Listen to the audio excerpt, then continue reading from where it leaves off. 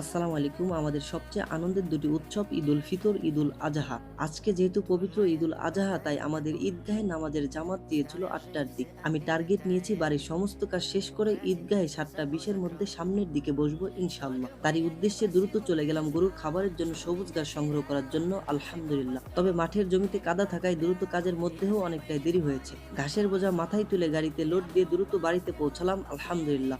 গরুর খাবারের জন্য ঘাসগুলো ছোট ছোট করে কেটে দিচ্ছি যেন খেতে তাদের অনেকটাই সহজ হয়। আমি আমার সর্বোচ্চ সাধ্যমতো চেষ্টা করছি যেন সময়ের মধ্যে টার্গেটটি পূরণ করতে পারি।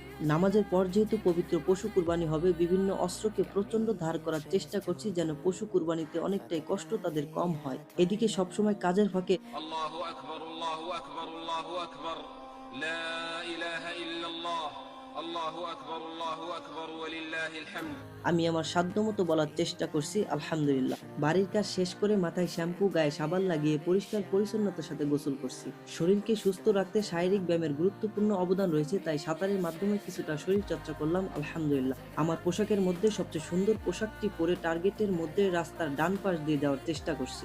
আল্লাহর অশেষ রহমত ও দয়ায় ৭টা ২২-এর মধ্যে সামনের দিকে বসতে পারছি, আলহামদুলিল্লাহ আলহামদুলিল্লাহ। নামাজটি সুন্দর পরিবেশের সাথে আদায় করে আমার ছোটবেলার কাছের এক বন্ধুর সাথে মহব্বতের সাক্ষাৎ করলাম।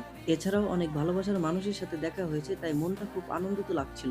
যাই হোক, বাড়িতে পৌঁছে আল্লাহর সন্তুষ্টির জন্য কুরবানি দেওয়া পশুর মাংসকে সাইজ করে ছোট করছি। আমি গুনাহগার বান্দা হিসেবে অন্তর থেকে সবার জন্য দোয়া করছি, আল্লাহ যেন আমাদের সবার কুরবানিকে কবুল করে নেন, আমিন। যাই হোক, অদ্ভুত এক জিনিসের সাথে পরিচিত হলাম। আসসালামু আলাইকুম। সারাটা জীবন তো আমরা শুনছি নারী নাকি অনেক বড় থাকে, কিন্তু আমিও কখনো দেখি নাই। তবে আমার এই হাতে সেটাই আছে। তো এই হাত দিয়ে মাইপে দেখবো এটা মূলত কত হাত আছে। দেখা যাক এখানে কত হাত আছে। বিসমিল্লাহ। ১, ৪৯, ৪৯ হাত। এই দেখেন এই পরিমাণ।